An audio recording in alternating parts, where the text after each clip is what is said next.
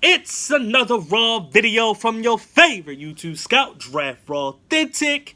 Yes, I'm finally here making another video, and like I said, it's a Raw one, so there will be no edits. Anyway, if you can tell by the title, I'm going to be talking about the supplemental draft. Now, I know I'm like 2 days late. I actually should have made the video and put out the video earlier than that. I got caught up with baby stuff. I got caught up with school stuff, and of course work and other stuff going on. Teaching my wife how to drive, and a lot of big things happening this month, or basically towards the end of this year. Like I said, I got a baby on the way. It's coming in December. All that type of stuff. Found out the sex of the baby. It's a boy. So thank you.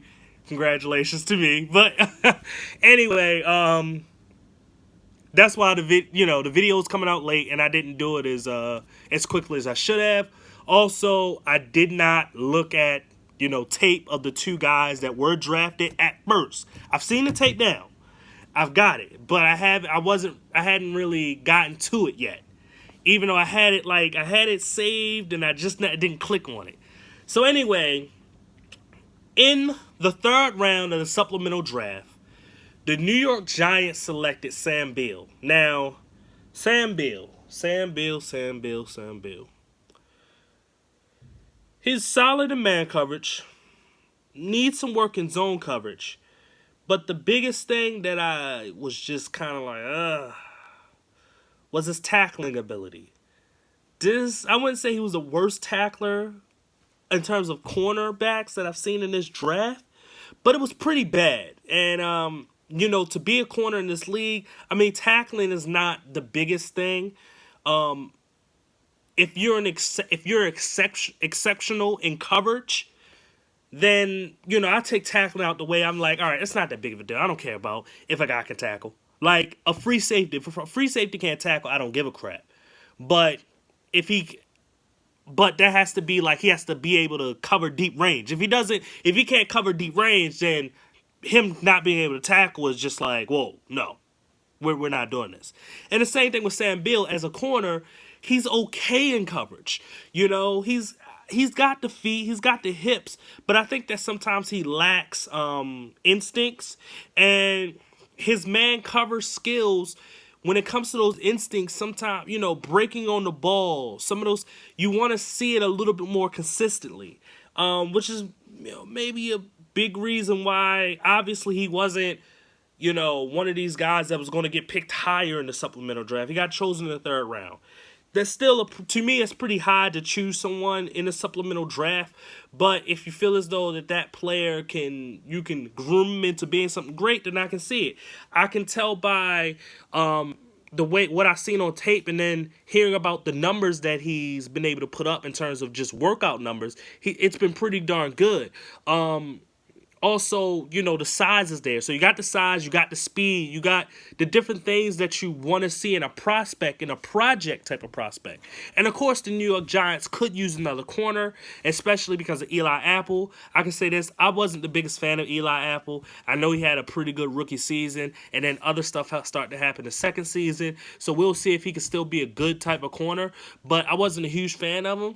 And you kind of saw it last year of he's not as good as you thought.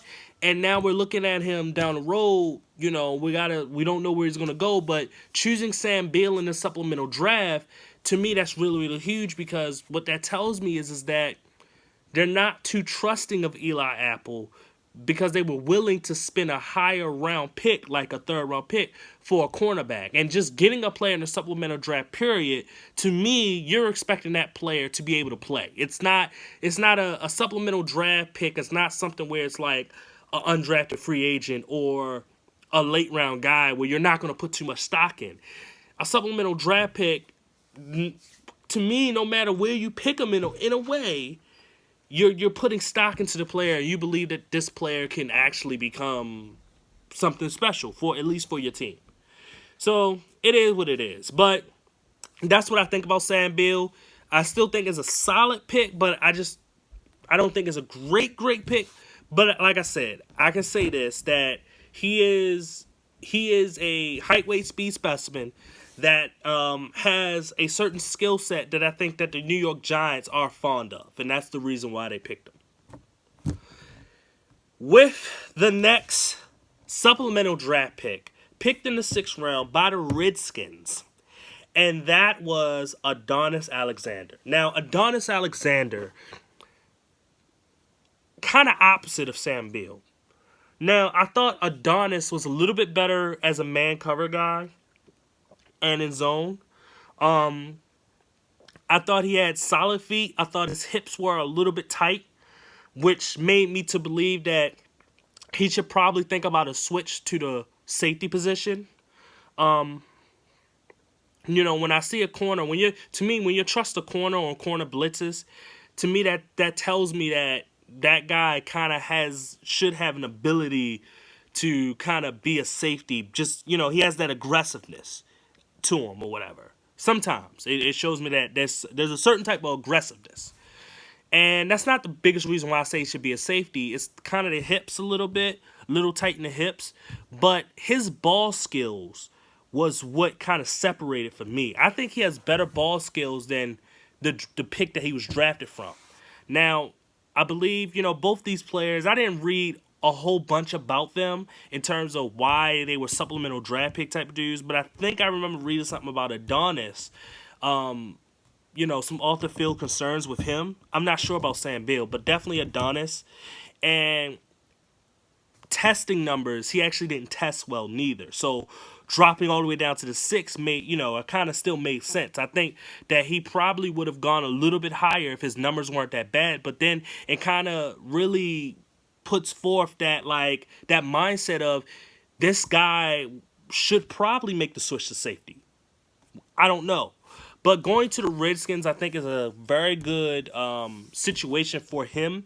I believe that them getting rid of Virginia Tech alumni and Kendall Fuller, and not to say that Adonis is going to replace him, but I think Adonis' physicality is what separates him from a guy like a Sam Beal, and it could get him in a starting position earlier than actually expected. So, you just never know.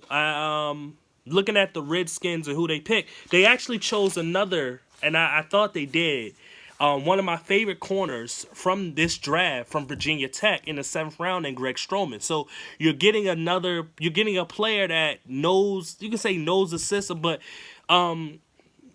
you're bringing in 2 players from the same school to help each other out. And I believe the secondary coach or the defense coordinator has great ties to Virginia Tech and stuff like that. So you're just bringing in more guys that should understand your defense and what you want and what you're looking for. And these 2 guys, to me, they have ability, both of them. At least Greg Stroman has the ability to be a starter in this league. I'm not sure about Adonis as a corner, but they was a pretty solid combination in college, especially when you had guys like Terrell Edmonds and Tremaine Edmonds and all the other players that were in the secondary.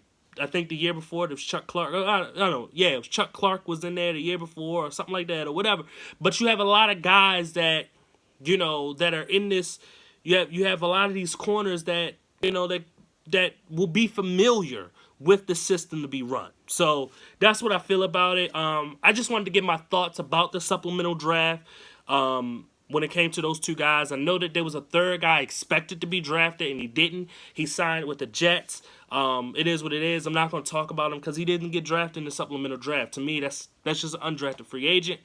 But anyway, if you like this video and you want to see more videos from Draftrawthentic, please subscribe. Please hit that like button. Please comment if you didn't like what I had to say about a certain player, and maybe we can debate about it. Please share this video so other people can comment, and we can all debate about these players, and we can build this big draft community that I know that I would love and definitely you would love. Once again, this is Draftrawthentic. I thank you for watching. Goodbye.